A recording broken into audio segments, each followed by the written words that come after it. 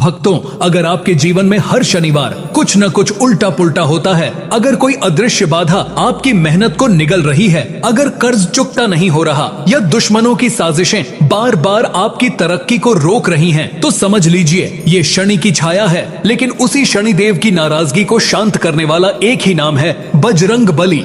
और आज हम जो मंत्र सुनने जा रहे हैं वो सिर्फ कोई सामान्य मंत्र नहीं, ये है हनुमान गायत्री मंत्र। वो मंत्र जो अंजना माता के गर्भ से जन्मे वायु के पुत्र और परम तेजस्वी हनुमान जी का गुप्त आह्वान है। कहते हैं जब किसी साधक पर शनि की घनघोर छाया हो, जब जीवन में हर तरफ तंगी हो, परिश्रम हो, फिर भी परिणाम शून्य, तो केवल इस एक मंत्र का उच्चारण आपके भाग्य की दिशा बदल सकता है। और ध्यान रखना, इस मंत्र की शक्ति सिर्फ बोलने में नहीं बल्कि श्रवण में भी है। कहते हैं अगर आपने पूरे श्रद्धा और ध्यान से इसे केवल सुन भी लिया तो हनुमान जी स्वयं आगे आकर आपके जीवन की हर बाधा को खींच कर फेंक देंगे। और आज का दिन यानी शनिवार हनुमान जी की उपासना का सबसे शुभ दिन है। तो अब आंखें बंद कीजिए, मन को शांत कीजिए और इस मंत्र को सुनिए जैसे हनुमान जी खुद आपके सामने खड़े हैं, आपकी रक्षा करने के लिए, आपका भाग्य बदलने के लिए, आपकी हर पीड़ा को अपने कंधों पर लेने के लिए। ओम अग्न्याय विदये वायुपुत्राय धीमहि तन्नो हनुमान प्रचोदयात्। ओम अग्न्याय विदये वायुपुत्राय धीमहि तन्नो हनुमान प्रचोदयात्। ओम अग्न्याय विदये वायुपुत्राय धीमहि तन्नो हनुमान प्रचोदयात्।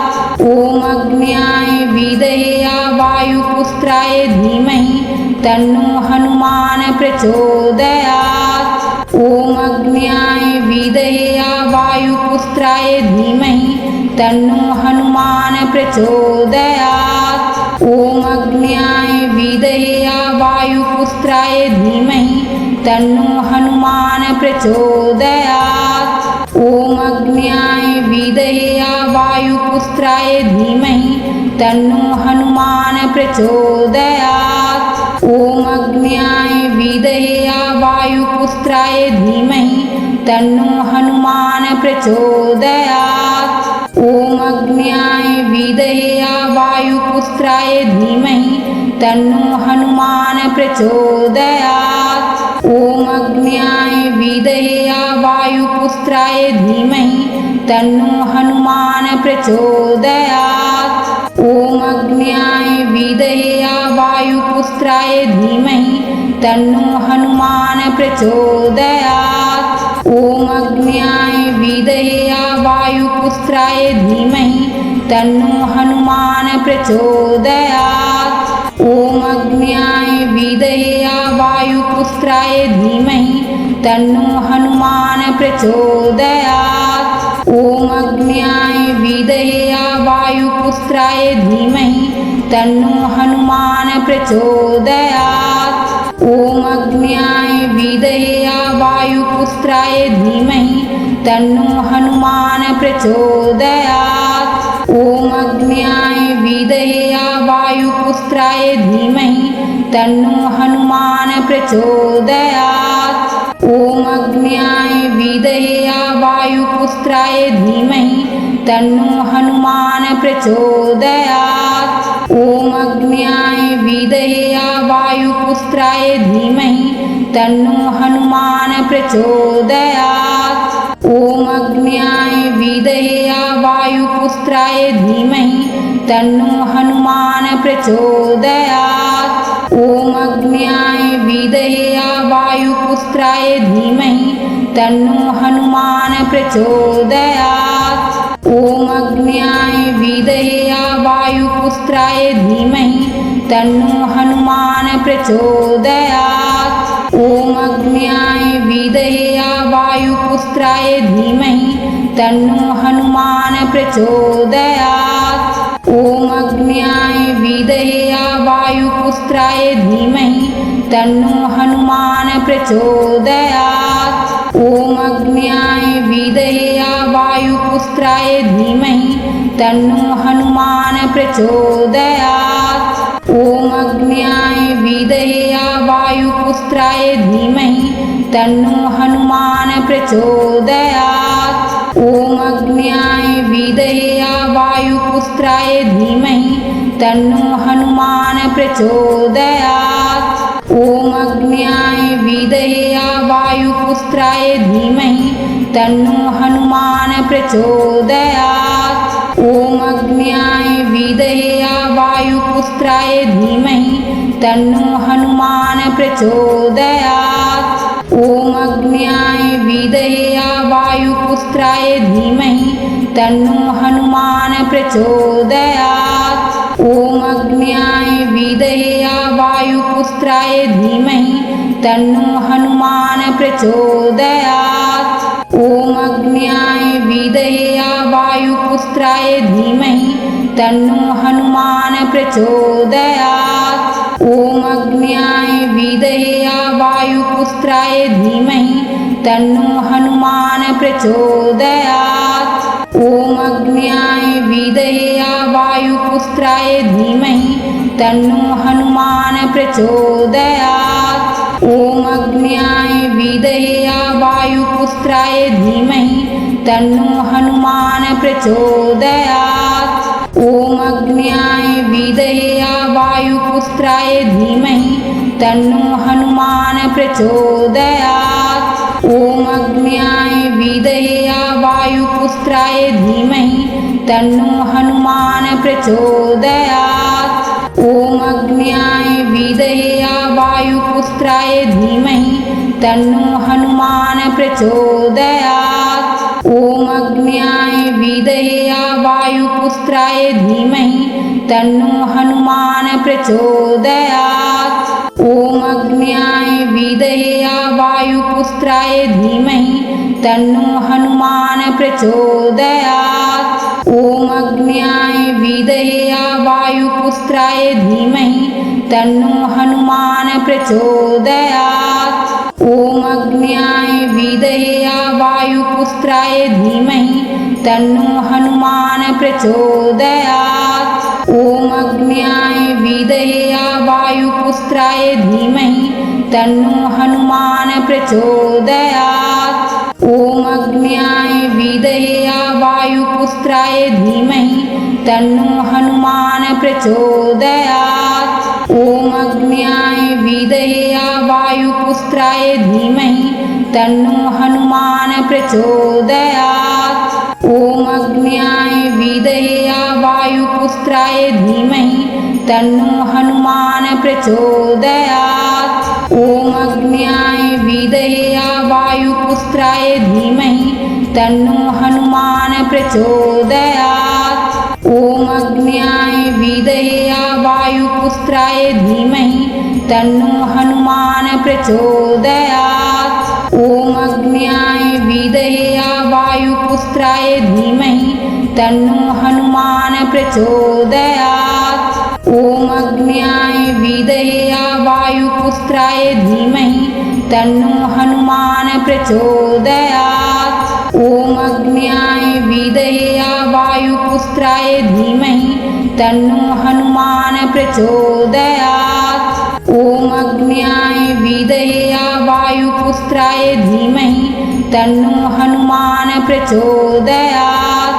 ॐ अग्न्याय विद्महे वायुपुत्राय धीमहि तन्नो हनुमान प्रचोदयात्। ॐ अग्न्याय विद्महे वायुपुत्राय धीमहि तन्नो हनुमान प्रचोदयात्।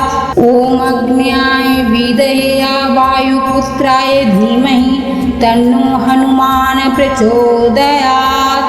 ॐ अग्न्याय विद्महे वायुपुत्राय धीमहि तन्नो हनुमान प्रचोदयात्। ॐ अग्न्याय विद्महे वायुपुत्राय धीमहि तन्नो हनुमान प्रचोदयात्। ॐ अग्न्याय विद्महे वायुपुत्राय धीमहि तन्नो हनुमान प्रचोदयात्। ॐ अग्न्याय विद्महे वायुपुत्राय धीमहि तन्नो हनुमान प्रचोदयात्। ॐ अग्न्याय विद्महे वायुपुत्राय धीमहि तन्नो हनुमान प्रचोदयात्। ॐ अग्न्याय विद्महे वायुपुत्राय धीमहि तन्नो हनुमान प्रचोदयात्। ॐ अग्न्याय विद्महे वायुपुत्राय धीमहि तन्नो हनुमान प्रचोदयात्। ॐ अग्न्याय विद्महे वायुपुत्राय धीमहि तन्नो हनुमान प्रचोदयात्। ॐ अग्न्याय विद्महे वायुपुत्राय धीमहि तन्नो हनुमान प्रचोदयात्। ॐ अग्न्याय विद्महे वायुपुत्राय धीमहि तन्नो हनुमान प्रचोदयात्। ॐ अग्न्याय विद्महे वायुपुत्राय धीमहि तन्नो हनुमान प्रचोदयात्। ॐ अग्न्याय विद्महे वायुपुत्राय धीमहि तन्नो हनुमान प्रचोदयात्। ॐ अग्न्याय विद्महे वायुपुत्राय धीमहि तन्नो हनुमान प्रचोदयात्।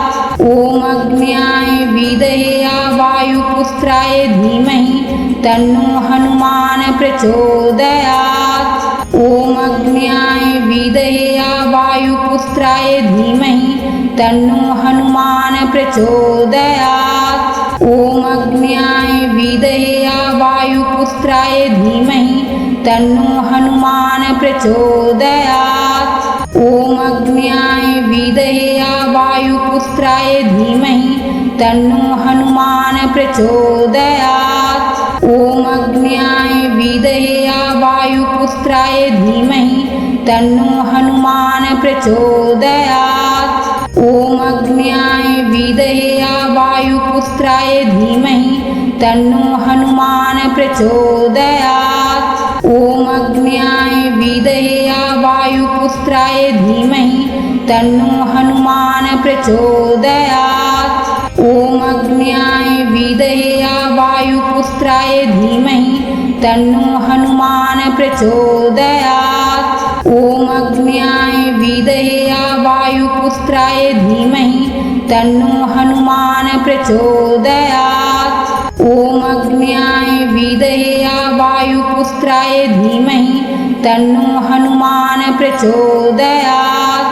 ॐ अग्न्याय विद्महे वायुपुत्राय धीमहि तन्नो हनुमान प्रचोदयात्। ॐ अग्न्याय विद्महे वायुपुत्राय धीमहि तन्नो हनुमान प्रचोदयात्। ॐ अग्न्याय विद्महे वायुपुत्राय धीमहि तन्नो हनुमान प्रचोदयात्। ॐ अग्न्याय विद्महे वायुपुत्राय धीमहि तन्नो हनुमान प्रचोदयात्। ॐ अग्न्याय विद्महे वायुपुत्राय धीमहि तन्नो हनुमान प्रचोदयात्। ॐ अग्न्याय विद्महे वायुपुत्राय धीमहि तन्नो हनुमान प्रचोदयात्। ॐ अग्न्याय विद्महे वायुपुत्राय धीमहि तन्नो हनुमान प्रचोदयात्। ॐ अग्न्याय विद्महे वायुपुत्राय धीमहि तन्नो हनुमान प्रचोदयात्।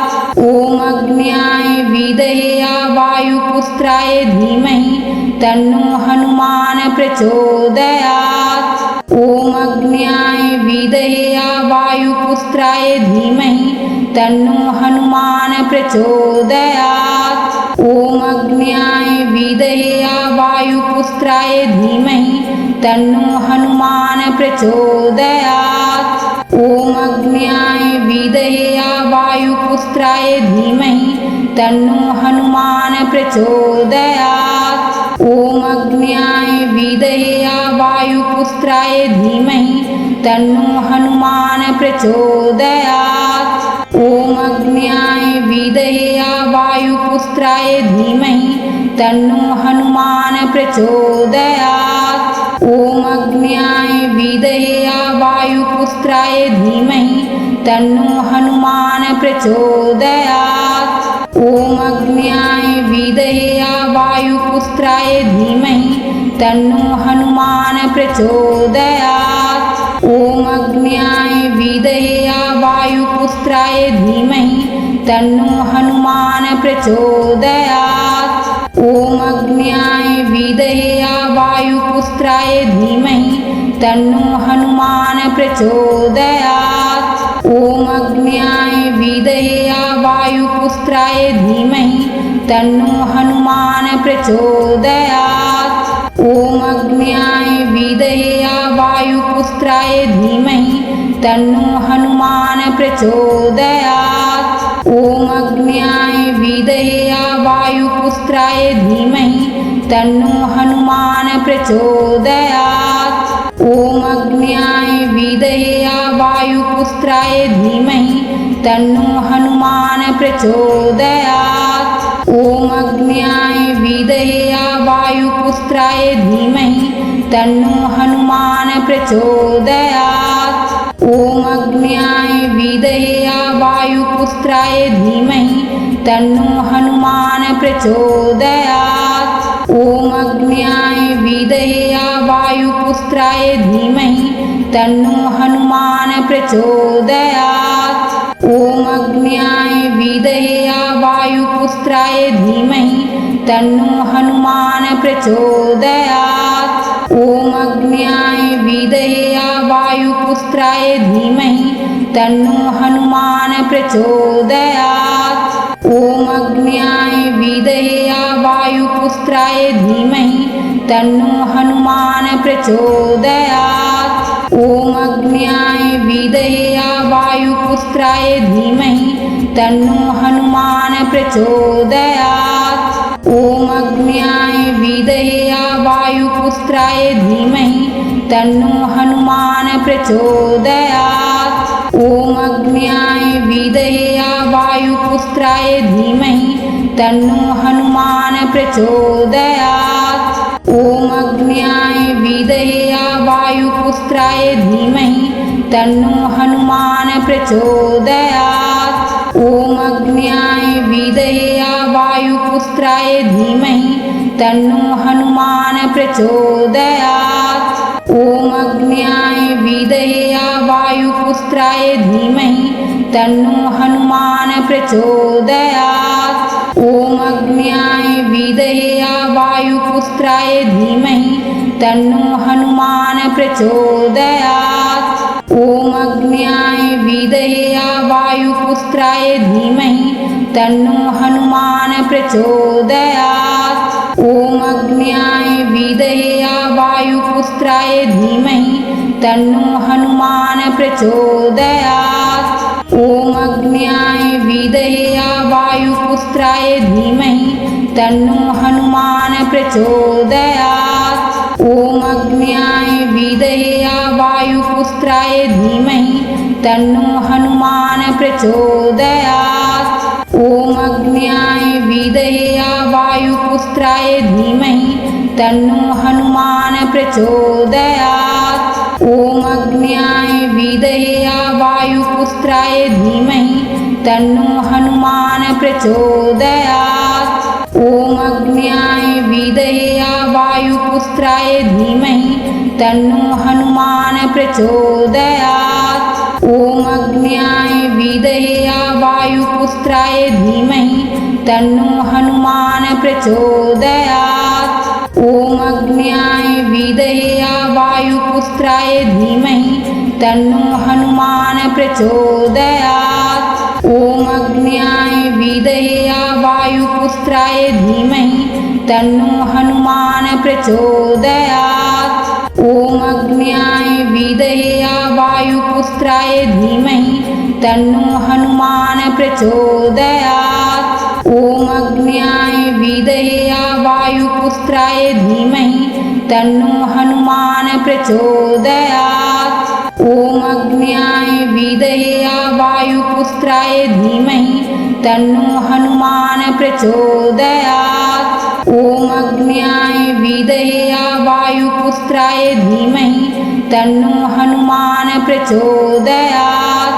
ॐ अग्न्याय विद्महे वायुपुत्राय धीमहि तन्नो हनुमान प्रचोदयात्। ॐ अग्न्याय विद्महे वायुपुत्राय धीमहि तन्नो हनुमान प्रचोदयात्। ॐ अग्न्याय विद्महे वायुपुत्राय वायुपुत्राय धीमहि तन्नो हनुमान प्रचोदयात्। ॐ अग्न्याय विद्महे वायुपुत्राय धीमहि तन्नो हनुमान प्रचोदयात्। ॐ अग्न्याय विद्महे वायुपुत्राय धीमहि तन्नो हनुमान प्रचोदयात्। ॐ अग्न्याय विद्महे वायुपुत्राय धीमहि तन्नो हनुमान प्रचोदयात्। ॐ अग्न्याय विद्महे वायुपुत्राय धीमहि तन्नो हनुमान प्रचोदयात्। ॐ अग्न्याय विद्महे वायुपुत्राय धीमहि तन्नो हनुमान प्रचोदयात्। ॐ अग्न्याय विद्महे वायुपुत्राय धीमहि तन्नो हनुमान प्रचोदयात्। ॐ अग्न्याय विद्महे वायुपुत्राय धीमहि तन्नो हनुमान प्रचोदयात्। ॐ अग्न्याय विद्महे वायुपुत्राय धीमहि तन्नो हनुमान प्रचोदयात्। ॐ अग्न्याय विद्महे वायुपुत्राय धीमहि तन्नो हनुमान प्रचोदयात्। ॐ अग्न्याय विद्महे वायुपुत्राय धीमहि तन्नो हनुमान प्रचोदयात्। ॐ अग्न्याय विद्महे वायुपुत्राय धीमहि तन्नो हनुमान प्रचोदयात्। ॐ अग्न्याय विद्महे वायुपुत्राय धीमहि तन्नो हनुमान प्रचोदयात्। ॐ अग्न्याय विद्महे वायुपुत्राय धीमहि तन्नो हनुमान प्रचोदयात्। ॐ अग्न्याय विद्महे वायुपुत्राय धीमहि तन्नो हनुमान प्रचोदयात्। ॐ अग्न्याय विद्महे वायुपुत्राय धीमहि तन्नो हनुमान प्रचोदयात्। ॐ अग्न्याय विद्महे वायुपुत्राय धीमहि तन्नो हनुमान प्रचोदयात्।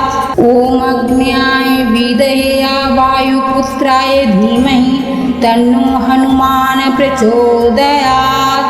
ॐ अग्न्याय विद्महे वायुपुत्राय धीमहि तन्नो हनुमान प्रचोदयात्। ॐ अग्न्याय विद्महे वायुपुत्राय धीमहि तन्नो हनुमान प्रचोदयात्। ॐ अग्न्याय विद्महे वायुपुत्राय धीमहि तन्नो हनुमान प्रचोदयात्। ॐ अग्न्याय विद्महे वायुपुत्राय धीमहि तन्नो हनुमान प्रचोदयात्। ॐ अग्न्याय विद्महे वायुपुत्राय धीमहि तन्नो हनुमान प्रचोदयात्। ॐ अग्न्याय विद्महे वायुपुत्राय धीमहि तन्नो हनुमान प्रचोदयात्। ॐ अग्न्याय विद्महे वायुपुत्राय धीमहि तन्नो हनुमान प्रचोदयात्। ॐ अग्न्याय विद्महे वायुपुत्राय धीमहि तन्नो हनुमान प्रचोदयात्।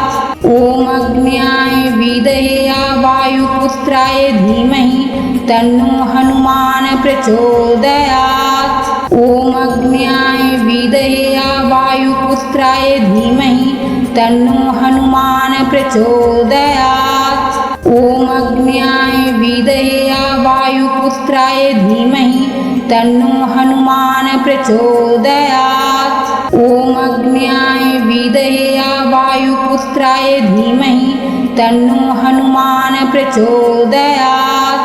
ॐ अग्न्याय विद्महे वायुपुत्राय धीमहि तन्नो हनुमान प्रचोदयात्। ॐ अग्न्याय विद्महे वायुपुत्राय धीमहि तन्नो हनुमान प्रचोदयात्। ॐ अग्न्याय विद्महे वायुपुत्राय धीमहि तन्नो हनुमान प्रचोदयात्। ॐ अग्न्याय विद्महे वायुपुत्राय धीमहि तन्नो हनुमान प्रचोदयात्। ॐ अग्न्याय विद्महे वायुपुत्राय धीमहि तन्नो हनुमान प्रचोदयात्। ॐ अग्न्याय विद्महे वायुपुत्राय धीमहि तन्नो हनुमान प्रचोदयात्। ॐ अग्न्याय विद्महे वायुपुत्राय धीमहि तन्नो हनुमान प्रचोदयात्। ॐ अग्न्याय विद्महे वायुपुत्राय धीमहि तन्नो हनुमान प्रचोदयात्। ॐ अग्न्याय विद्महे वायुपुत्राय धीमहि तन्नो हनुमान प्रचोदयात्। ॐ अग्न्याय विद्महे वायुपुत्राय धीमहि तन्नो हनुमान प्रचोदयात्। ॐ अग्न्याय विद्महे वायुपुत्राय धीमहि तन्नो हनुमान प्रचोदयात्। ॐ अग्न्याय विद्महे वायुपुत्राय धीमहि तन्नो हनुमान प्रचोदयात्। ॐ अग्न्याय विद्महे वायुपुत्राय धीमहि तन्नो हनुमान प्रचोदयात्। ॐ अग्न्याय विद्महे वायुपुत्राय धीमहि तन्नो हनुमान प्रचोदयात्। ॐ अग्न्याय विद्महे वायुपुत्राय धीमहि तन्नो हनुमान प्रचोदयात्। ॐ अग्न्याय विद्महे वायुपुत्राय धीमहि तन्नो हनुमान प्रचोदयात्। ॐ अग्न्याय विद्महे वायुपुत्राय धीमहि तन्नो हनुमान प्रचोदयात्। ॐ अग्न्याय विद्महे वायुपुत्राय धीमहि तन्नो हनुमान प्रचोदयात्। ॐ अग्न्याय विद्महे वायुपुत्राय धीमहि तन्नो हनुमान प्रचोदयात्। ॐ अग्न्याय विद्महे वायुपुत्राय धीमहि तन्नो हनुमान प्रचोदयात्। ॐ अग्न्याय विद्महे वायुपुत्राय धीमहि तन्नो हनुमान प्रचोदयात्। ॐ अग्न्याय विद्महे वायुपुत्राय धीमहि तन्नो हनुमान प्रचोदयात्। ॐ अग्न्याय विद्महे वायुपुत्राय धीमहि तन्नो हनुमान प्रचोदयात्। ॐ अग्न्याय विद्महे वायुपुत्राय धीमहि तन्नो हनुमान प्रचोदयात्। ॐ अग्न्याय विद्महे वायुपुत्राय धीमहि तन्नो हनुमान प्रचोदयात्। ॐ अग्न्याय विद्महे वायुपुत्राय धीमहि तन्नो हनुमान प्रचोदयात्। ॐ अग्न्याय विद्महे वायुपुत्राय धीमहि तन्नो हनुमान प्रचोदयात्। ॐ अग्न्याय विद्महे वायुपुत्राय धीमहि तन्नो हनुमान प्रचोदयात्। ॐ अग्न्याय विद्महे वायुपुत्राय धीमहि तन्नो हनुमान प्रचोदयात्। ॐ अग्न्याय विद्महे वायुपुत्राय धीमहि तन्नो हनुमान प्रचोदयात्। ॐ अग्न्याय विद्महे वायुपुत्राय धीमहि तन्नो हनुमान प्रचोदयात्। ॐ अग्न्याय विद्महे वायुपुत्राय धीमहि तन्नो हनुमान प्रचोदयात्। ॐ अग्न्याय विद्महे वायुपुत्राय धीमहि तन्नो हनुमान प्रचोदयात्। ॐ अग्न्याय विद्महे वायुपुत्राय धीमहि तन्नो हनुमान प्रचोदयात्। ॐ अग्न्याय विद्महे वायुपुत्राय धीमहि तन्नो हनुमान प्रचोदयात्। ॐ अग्न्याय विद्महे वायुपुत्राय धीमहि तन्नो हनुमान प्रचोदयात्। ॐ अग्न्याय विद्महे वायुपुत्राय धीमहि तन्नो हनुमान प्रचोदयात्। ॐ अग्न्याय विद्महे वायुपुत्राय धीमहि तन्नो हनुमान प्रचोदयात्। ॐ अग्न्याय विद्महे वायुपुत्राय धीमहि तन्नो हनुमान प्रचोदयात्। ॐ अग्न्याय विद्महे वायुपुत्राय धीमहि तन्नो हनुमान प्रचोदयात्। ॐ अग्न्याय विद्महे वायुपुत्राय धीमहि तन्नो हनुमान प्रचोदयात्। ॐ अग्न्याय विद्महे वायुपुत्राय धीमहि तन्नो हनुमान प्रचोदयात्। ॐ अग्न्याय विद्महे वायुपुत्राय धीमहि तन्नो हनुमान प्रचोदयात्। ॐ अग्न्याय विद्महे वायुपुत्राय धीमहि तन्नो हनुमान प्रचोदयात्। ॐ अग्न्याय विद्महे वायुपुत्राय धीमहि तन्नो हनुमान प्रचोदयात्। ॐ अग्न्याय विद्महे वायुपुत्राय धीमहि तन्नो हनुमान प्रचोदयात्। ॐ अग्न्याय विद्महे वायुपुत्राय धीमहि तन्नो हनुमान प्रचोदयात्। ॐ अग्न्याय विद्महे वायुपुत्राय धीमहि तन्नो हनुमान प्रचोदयात्। ॐ अग्न्याय विद्महे वायुपुत्राय धीमहि तन्नो हनुमान प्रचोदयात्। ॐ अग्न्याय विद्महे वायुपुत्राय धीमहि तन्नो हनुमान प्रचोदयात्। ॐ अग्न्याय विद्महे वायुपुत्राय धीमहि तन्नो हनुमान प्रचोदयात्। ॐ अग्न्याय विद्महे वायुपुत्राय धीमहि तन्नो हनुमान प्रचोदयात्। ॐ अग्न्याय विद्महे वायुपुत्राय धीमहि तन्नो हनुमान प्रचोदयात्। ॐ अग्न्याय विद्महे वायुपुत्राय धीमहि तन्नो हनुमान प्रचोदयात्। ॐ अग्न्याय विद्महे वायुपुत्राय धीमहि तन्नो हनुमान प्रचोदयात्। ॐ अग्न्याय विद्महे वायुपुत्राय धीमहि तन्नो हनुमान प्रचोदयात्। ॐ अग्न्याय विद्महे वायुपुत्राय धीमहि तन्नो हनुमान प्रचोदयात्। ॐ अग्न्याय विद्महे वायुपुत्राय धीमहि तन्नो हनुमान प्रचोदयात्। अगर आपने ये मंत्र पूरे मन से सुना तो आज से ही आपको फर्क महसूस होना शुरू होगा। अचानक कर्जों की उलझने आसान लगेंगी, शत्रुओं की चाल उल्टी पड़ने लगेगी और जो काम अटक गए थे वो खुद ब खुद बनने लगेंगे। लेकिन याद रखना, शक्ति हमेशा श्रद्धा से मिलती है। अगर आपको ये वीडियो उपयोगी लगी हो तो कमेंट में जय बजरंग बली जरूर लिखें ताकि इस ऊर्जा की एक लहर पूरे ब्रह्मांड में फैल सके। हर शनिवार इस वीडियो को सुनें और अपने जीवन में चमत्कार को आमंत्रित करें। जय श्री राम, जय बजरंग बली।